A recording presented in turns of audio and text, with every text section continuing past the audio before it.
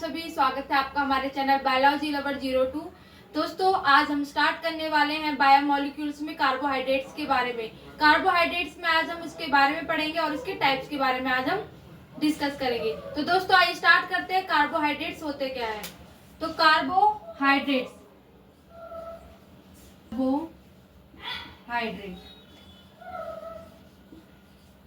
तो कार्बो का मतलब क्या होगा? मीन्स कार्बन, और हाइड्रेट मीन्स क्या होता है? वाटर। कार्बन प्लस वाटर, जिसको क्या बोला जाता है? H2O। वाटर मीन्स यानी हमारा H2O बोला जाता है। तो कार्बन और हाइड्रोजन का जो मिक्सअप होता है उसको क्या बोला जाता है? कार्बोहाइड्रेट।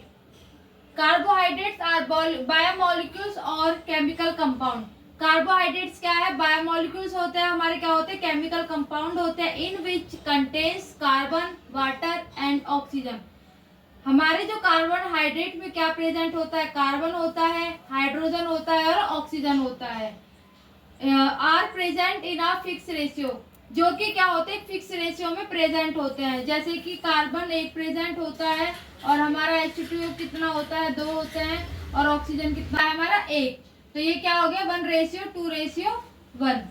तो ये क्या है? हमारा फिक्स रेशियो होता है हमारा कार्बोहाइड्रेट्स का।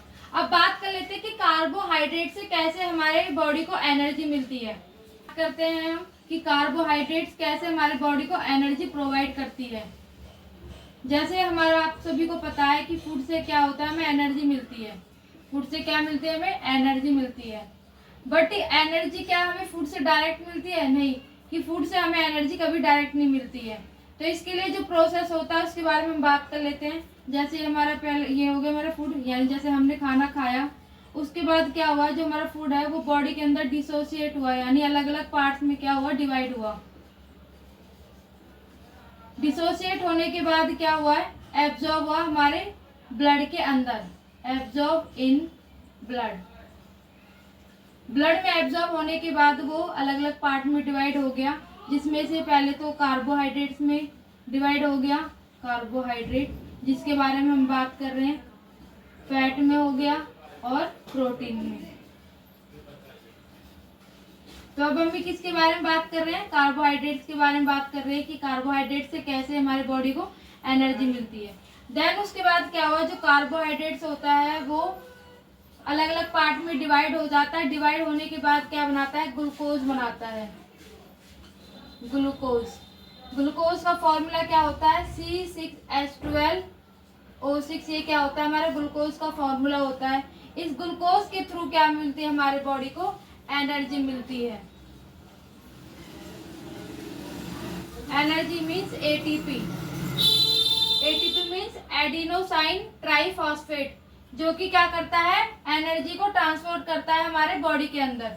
तो दोस्तों, ये तो हो गया कि कैसे फूड से हमें एनर्जी मिलती है बाय द कार्बोहाइड्रेट से, कैसे कार्बोहाइड्रेट से हमें एनर्जी मिलती है। अब बात कर लेते हैं हम ग्लूकोज के जनरल फॉर्मूला के बारे में। जैसे ये हमारा ग्लूकोज का फॉर्मूला है C6H12O6। तो दोस्तों, जनरल फॉर्मूला क्या है हमारा? जनरल फॉर्मूला ये हमारा है जनरल फॉर्मूला CnH2ON। N का मतलब क्या होता है? नंबर ऑफ मॉलिक्यूल्स, यानी जितने नंबर ऑफ मॉलिक्यूल्स होते हैं। नंबर ऑफ मॉलिक्यूल्स 1 भी हो सकता है, 2 भी हो सकते हैं, 4 भी, 5 भी, 6 भी, ठीक है। तो ये है, जैसे हमने यहाँ पे नंबर ऑफ मॉलिक्यूल्स में ले लिया हमने 6 नंबर, जैसे CnH2ONA। तो N की जगह हमने क्या ले लिया? 6 ले लिया। C6H2O और यहाँ पे क्या आ गया? 6। तो क्या बन गया है? C6। 2 को हम क्या कर देंगे? डिवाइड, मल्टीप्लाई कर देंगे इससे, तो 6 2 12 हो जाएगा ये H12। और O का इसे मल्टीप्लाई कर देंगे, क्या बन जाएगा? O6। तो क्या बन गया हमारा? C6H12O6। ये क्या है हमारा? ग्लूकोज का जनरल फॉर्मूला। फॉर्मूला से कैसे, यानी ग्लूकोज से एनर्जी मिलती है, यानी इसमें कन्वर्ट होती है। जैसे कि हमारा ये फॉर्मूला हो गया हमारा C6H12O6। ये हमारा ग्लूकोज का क्या हो गया? फॉर्मूला हो गया।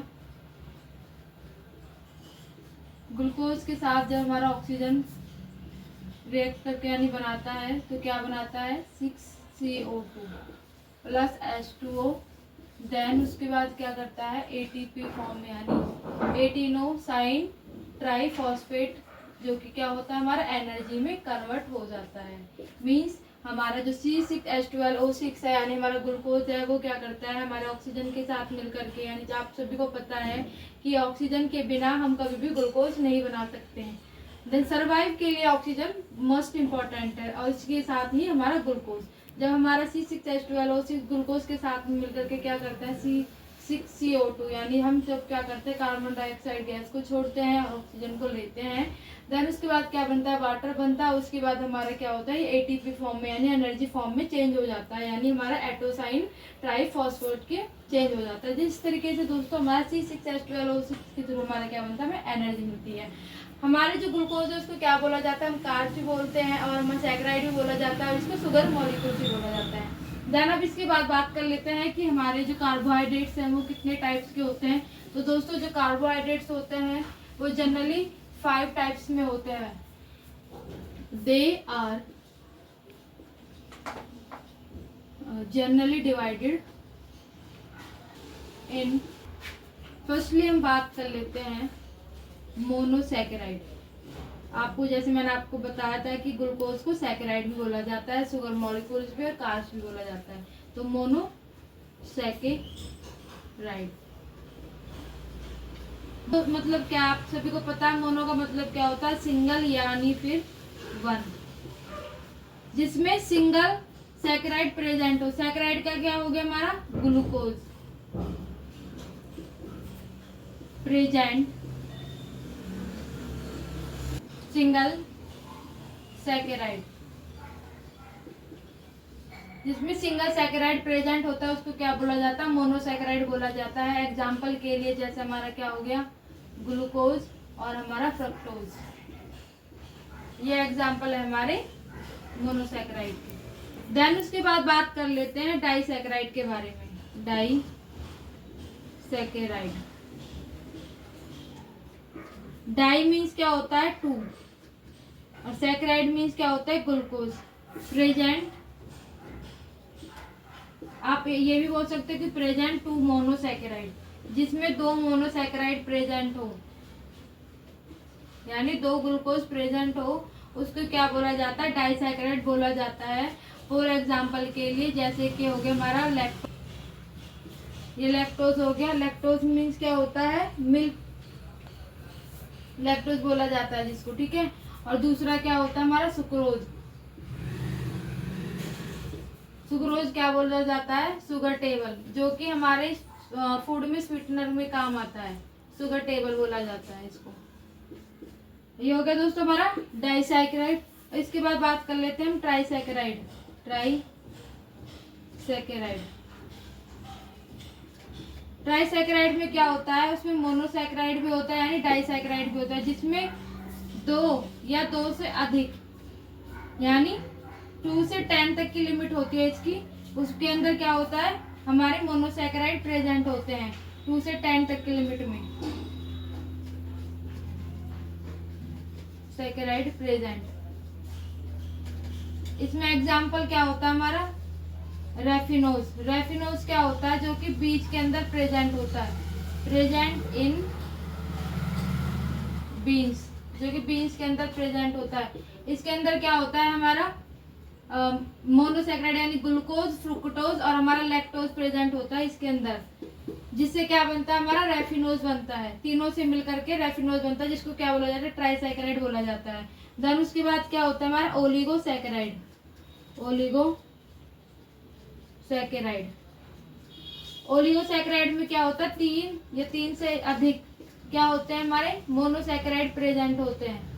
सैकेराइड में ये चारों मिलकर के क्या बनाते हैं हमारा ओलिगोसैकेराइड, जिसमें हमारा मोनो भी होता है, डाई भी होता है, ट्राई भी, यानी 3 से अधिक क्या प्रेजेंट होते हैं मोनोसैकेराइड, इसको क्या बोला जाता है, ओलिगोसैकेराइड।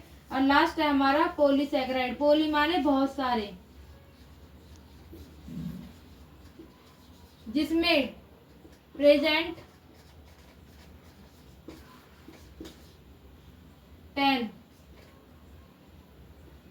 10 मोर सैकेराइड, यानी 10 से अधिक क्या होते हैं मोनोसैकेराइड प्रेजेंट होते हैं उसको क्या बोला जाता है, पॉलीसैकेराइड, जिसमें बहुत सारे क्या होते हैं हमारे पॉलीसैकेराइड प्रेजेंट होते हैं। एग्जाम्पल के लिए क्या होता है हमारा स्टार्च, स्टार्च किस में प्रेजेंट होता है, प्लांट में। तो दोस्तों ये हो गया हमारे कार्बोहाइड्रेट्स के टाइप।